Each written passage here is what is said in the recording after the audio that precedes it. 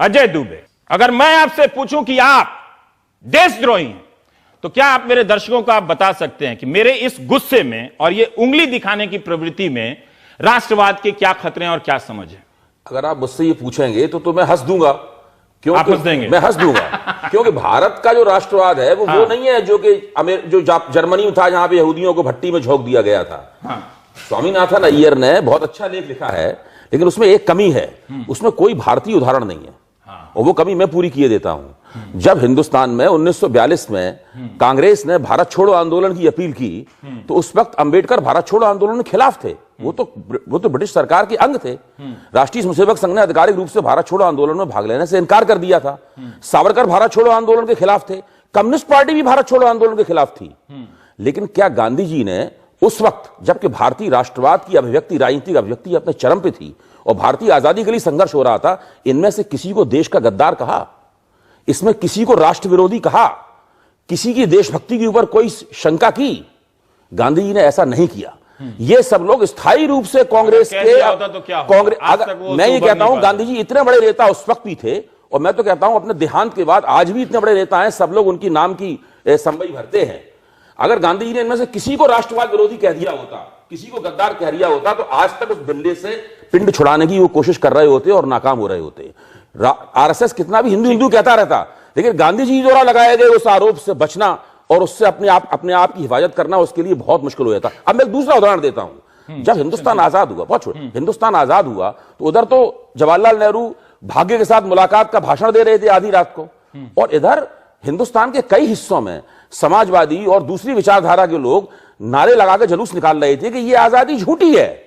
उनको भी कभी राष्ट्रवाद विरोधी नहीं कहा गया, उनको भी भारत की आजादी का विरोधी नहीं कहा गया। तो भारतीय राष्ट्रवाद इस तरीके से बना है। इसका उदाहरण लोग नहीं दिया। देखिए ये है पूरा परिप्रेक्ष्य जिसमें हमें भारतीय राष्ट्रवाद को देखना चाहिए। एक ही बार में झंझना गया कपार, मतलब कैसे लोग एंकर लोग करता है। लेकिन फिर भी अगर मैं पूछूं, Rakesh Sinha, you are the one who is the real, क्या बोलते हैं उसको, देशद्रोही। देखिए मैं इस पूरे बहस को यह मानता हूं।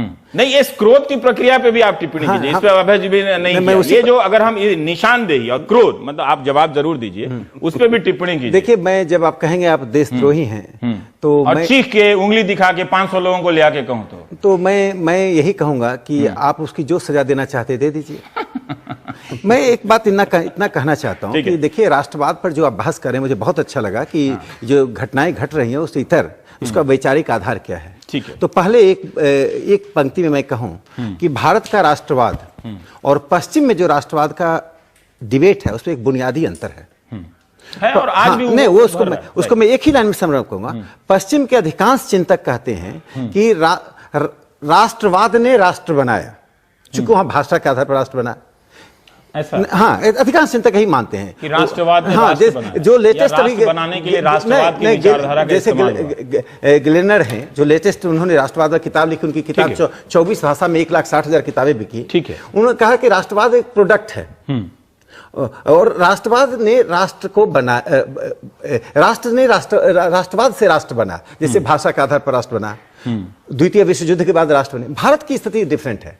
भारत में है कि राष्ट्र से राष्ट्रवाद आया। उसका मैं एक पंक्ति में कहता हूं, वो क्या है कि एक वेद का श्लोक है, जननी जन्मभूमि स्वर्गादपि गरीयसी। ये प्राचीन काल में जब राष्ट्र के ऊपर कोई डिबेट नहीं था, तब हमने कहा कि जो हमारी जन्मभूमि है वो स्वर्ग से भी अधिक पवित्र और पूजनीय होती है। तो जन्मभूमि और राष्ट्र में अंतर है। मैं यही आता हूं, मैं यही था। तो भारत का जो विकास हुआ एक सभ्यताई के परिप्रेक्ष्य में हुआ, सभ्यता के परिप्रेक्ष्य में हुआ। तो भारत का राष्ट्रवाद उस सभ्यता के परिप्रेक्ष्य में देखना चाहिए। इसीलिए मैं रवीश जी एक बात कहता हूं, जो आप दोनों ने बहुत अच्छी बात कही, उसमें बहुत बातों से मैं अंतर करता हूं जो संघ के संबंध में कहा, बाकी बातें आपकी सब अच्छी थी। वो क्या है, नहीं जो आप अंतर करते हैं तो वो भी आप बता नहीं, वो भी बता दूंगा, एक आध लाइन में तो बता ही दीजिए। हाँ, बता दूंगा। देखिए भारत का राष्ट्रवाद कोर्सिव नहीं है।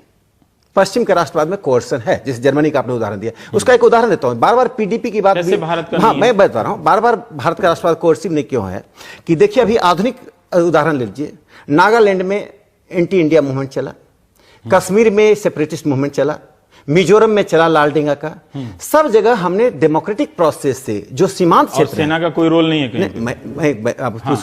आजकल के माहौल में तो डर रहे हैं हम लोग। एक लोकतांत्रिक प्रक्रिया के तहत हमने राष्ट्रवाद को इवॉल्व कराने की कोशिश की। ठीक है। एक दूसरा जो प्रोसेस के साथ चलता है, जो बहुत इंपॉर्टेंट है भारत में एक एसिमिलेशन का प्रोसेस चलता है। यदि पश्चिम का पैरामीटर माने तो लैंग्वेज के आधार पर यदि भारत में राष्ट्र बनाए तो 3000 राष्ट्र बन जाएंगे, यदि धर्म के आधार पर बनाए तो सैकड़ों राष्ट्र बन जाएंगे। तो हमने ये कहा कि भारत में राष्ट्रवाद का एक साधारण मतलब यह है कि आप अपनी जन्मभूमि, जो आपकी जन्मभूमि है, उसके प्रति आप एक इमोशनल एफिलिएशन। अगर आप यहां रुकें तो मैं इस पर टिप्पणी करना चाहता हूं कि आपने वेद के श्लोक का उदाहरण दिया, जननी जन्मभूमि, लेकिन ये और सभ्यता का उदाहरण दिया। तो सभ्यता यूरोप में भी पहले थी, ऐसा नहीं है कि जब वहां पर एक तरह से इवॉल्व आया, और सभ्यता कोई बहुत अच्छी चीज नहीं है, मैंने उसमें सामंतवाद है, उसमें कई तरह के शोषण है। तो हम आजकल वो कल्चरल प्रोग्राम के प्रोडक्ट के रूप में देखते हैं ना कि प्रगति मैदान में सिविलाइजेशनल कल्चरल प्रोग्राम हो रहा है। लेकिन जैसे ही आप उस पुराने श्लोक का देते हैं तो ये भी देखा गया, जो अध्ययन करने वाले रहे हैं उन्होंने कहा कि एक आप उस आइडिया को, जो आज का आइडिया, जो 19वीं सदी का आइडिया है, उसको वहां ले गए जाके जहां कोई राष्ट्र की कोई कल्पना नहीं थी, लेकिन वो जन्मभूमि की बात थी जो आज के आइडिया से मैच कर जाती है। ये मेरी जन्मभूमि है, जो इसकी एक सीमा है। तो एक आपको नहीं लगता कि ये 19वीं सदी की बात को अब और पीछे ले आकर एक दूसरे तरीके से राष्ट्र को देखने की कोशिश करते हैं, जैसा यूरोप में भी देखा गया है? ऐसी बात नहीं है कि इस प्रवृत्ति से नहीं देखा गया। देखिए क्योंकि आप कह रहे हैं कि अलग है हमारा नजरिया। एक मैं अभय जी से सहमत हूं कि, या वो शायद ये सहमत होंगे कि भारत की जो इंपीरिक राष्ट्रवाद की जो वास्तविक जो बिंदु है उस पर हमने अध्ययन नहीं किया। हमने पश्चिम के पैरामीटर से भारत के राष्ट्रवाद का ये हो सकता है, लेकिन उसका मैं 2 उदाहरण बताता हूं कि देखिए टैगोर क्या कहते हैं। टैगोर राष्ट्रवाद को कहते हैं ये मैकेनिकल है, ये सिर्फ इकोनॉमिक आधार पर लोग इकट्ठा होते हैं, पॉलिटिकल आधार पर। उन्होंने कहा इसकी जगह क्या होना चाहिए, एक दूसरे समाज का नाम लिया, स्वदेशी समाज से विस्थापित किया, जिसमें भावना होती है, इमोशंस होता है। जो स्वदेशी समाज की बात टैगोर कर रहे हैं, वास्तव में राष्ट्रवाद उसी को भारतीय राष्ट्रवाद रिफ्लेक्ट करता है, जिसे इमोशंस होता है एक दूसरे के प्रति, और पूरा अर्थ अपना है। इसे भारतीय राष्ट्रवाद में क्या है, पूरा भारतीय राष्ट्रवाद में क्या है, मैं इसको समाप्त कर दूं। भारतीय राष्ट्रवाद में क्या है कि स्पेसिफिक होते हुए भी, जन्मभूमि का साथ होते हुए, एक लार्जर ह्यूमैनिटी के कंसर्न को एड्रेस करते हैं। पर ये दोनों खूबियां किस राष्ट्रवाद में नहीं है? मैं बताता हूं, ह्यूमैनिटी के कंसर्न वाला साम्राज्यवाद। मैं इसका बताता हूं कि पश्चिम में जितना सेपरेटिस्ट मूवमेंट चला, और जो जर्मनी में आपने देखा कोर्सन के एग्जाम, छोटे मोटे वहां भी लार्जर डेमोक्रेटिक प्रोसेस हुआ है। संदर्भ के अनुसार राष्ट्रवाद बदलता है, ऐसी बात नहीं। यहां पर कोर्सन मिनिमम हुआ है, यहाँ एसिमिलेशन एंड ठीक है कोऑप्शन। लेकिन आपने जो रविन्द्रनाथ टैगोर का जिक्र किया, वो मैं अभी दर्शकों को बता दूं कि वो अगर चाहें तो सब्यसाची भट्टाचार्य ने ईपीडब्ल्यू में उसका बड़ा अच्छा विश्लेषण लिखा है, और मैं पढ़ रहा था तो मुझे लगा कि अभी अचानक जाके टीवी में क्लासरूम की तरह ठेल देना, वो गोपाल गुरु निवेदिता के लिए छोड़ देता हूं।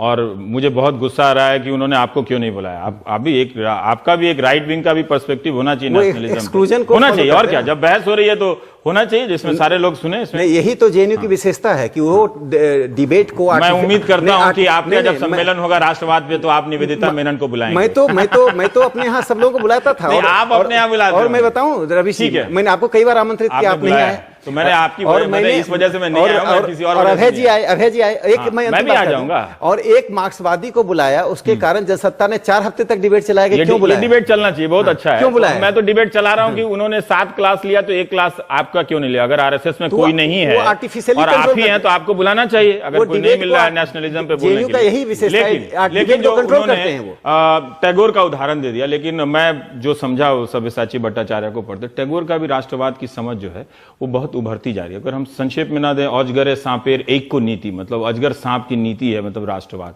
आज टैगोर होते तो लोग पता नहीं क्या करते, उनकी दाढ़ी नोच लेते कि क्या करते। मेरा कहना है कि आप बंगाल क्यों जा रहे हैं? हम लोग तो हिंदी के क्षेत्र के व्यक्ति हैं, हिंदी का चैनल चला रहे हैं। प्रेमचंद ने राष्ट्रवाद के बारे में क्या कहा था? क्या कहते? प्रेमचंद ने कहा था कि राष्ट्रवाद आज के जमाने का कोड है, तोड़ी जा सके। नहीं, प्रेमचंद ने कहा था कि राष्ट्रवाद आज के जमाने का कोड है। प्रेमचंद ने कहा था। और जो कमल किशोर गोयनका ने उनका जो संकलन किया उनके निबंधों का, उसमें ये निबंध भी मौजूद है, और राकेश जी ने निश्चित रूप से पढ़ा होगा क्योंकि वो गोयनका जी का अक्सर जिक्र करते रहते हैं। दूसरी बात, जब रविंद्रनाथ ठाकुर जापान गए, जापान में उनका भव्य स्वागत किया गया, लेकिन जब उन्होंने वहां पर मंच पर खड़े होकर राष्ट्रवाद की बहुत कठोर आलोचना की तो जापानियों का उत्साह ठंडा हो गया। और फिर पूरे जापान में उनको बहुत ज्यादा तरजीह नहीं दी गई। रविन्द्रनाथ ठाकुर लगातार राष्ट्रवाद की आलोचना करते थे, क्योंकि राष्ट्रवाद में एक प्रवृत्ति होती है, चाहे वो भारतीय राष्ट्रवाद हो, मैं भारतीय राष्ट्रवाद का प्रशंसक हूं, उसके बावजूद मैं कह रहा हूं चाहे वो यूरोपीय राष्ट्रवाद हो, वो समाज को हम और वे में बांटता है। कहीं भी हर जगह हमेशा हम और वे में बांटता है। जैसे कि वीर सावरकर, जिनकी मैं बड़ी इज्जत करता हूं, उन्होंने राष्ट्रवाद को पुण्य भूमि और जन्मभूमि की अवधारणाओं में बांट दिया।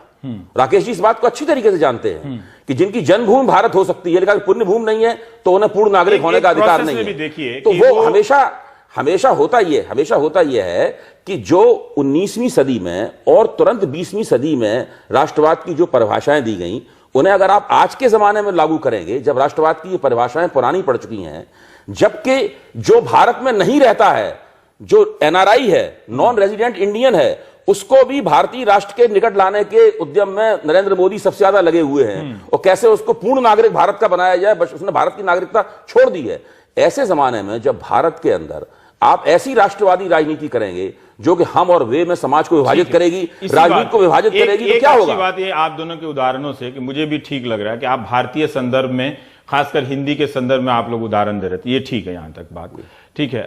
बांटने वाली बात और आप एनआरआई वाली बात, मैं ये कह रहा हूं कि सावरकर हो या कोई भी हो, 19वीं और 20वीं सदी में ये एक प्रवृत्ति थी कि जो उस वक्त के चिंतक थे, वो एक राष्ट्र, चूंकि कई तरह के देश बन रहे थे, उपनिवेश के खिलाफ आंदोलन हो रहा था, सब कोई नेशन को डिफाइन कर रहा था, ठीक है, चाहे टैगोर हो, चाहे सावरकर हो, चाहे गांधी हो, चाहे अंबेडकर हो, हर कोई कर रहा था। आज के इस दौर में हम डिफाइन कर रहे हैं या लाठी लेके? नहीं, यहां आपसे तो सर, मैं देखिए एक बात मैं टिप्पणी कर दूं, जो अभय जी ने कहा, देखिए प्रेमचंद ने या टैगोर ने जो राष्ट्रवाद शब्द की आलोचना की, अवधारणा की आलोचना की, उनका काल और पृष्ठभूमि देख लीजिए। उस वक्त यूरोप में राष्ट्रवाद के नाम पर ही सब नंगा नाच हो रहा था। जैसे आप जर्मनी का लीजिए, आज भी हो रहा है। मैं कहूं, आज भी मैं क्या कहूं, 20 से 25 मुल्कों में मैंने क्या कहा, स्टेट कायम मैंने हो चुका कहा है। कि उन्होंने जिस राष्ट्रवाद की आलोचना की वो हमारा राष्ट्रवाद नहीं है।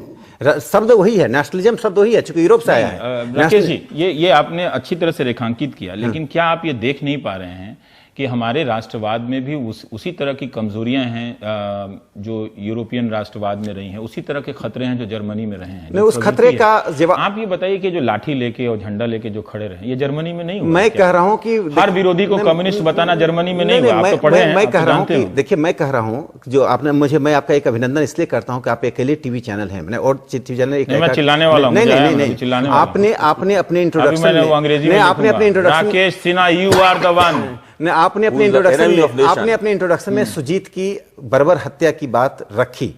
मैं यही वो भी मेरे देश का नागरिक, मैं यही बात कहना चाहता हूं कि भारतीय राष्ट्रवाद का जो विमर्श हो रहा था, उस विमर्श को एक पक्षीय और यूरोप केंद्रित बनाने का जवाहरलाल नेहरू विश्वविद्यालय के शिक्षकों ने किया।